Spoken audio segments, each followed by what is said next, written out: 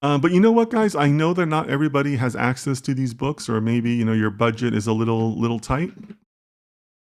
Honestly, one of the ways that I learned a lot about neural networks or the frameworks is by going to the Keras documentation. And I mentioned that, CJ, because this book is obviously kind of focused on Keras and TensorFlow, which is great, right? That's the tool set that I also use. And like I said, guys, for full disclosure, I'm also one of the I'm a moderator on the Keras mailing list.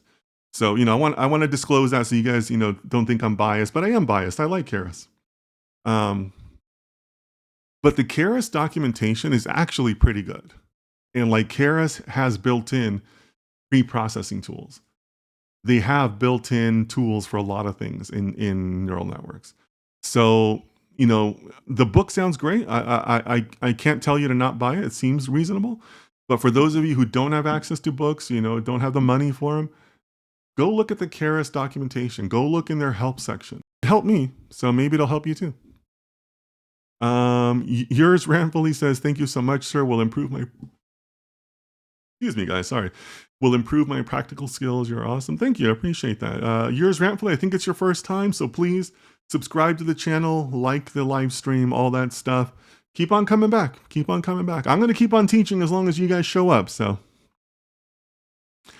thank you, Dennis. Always appreciate your content. Ashu from India here. Welcome, Ashu.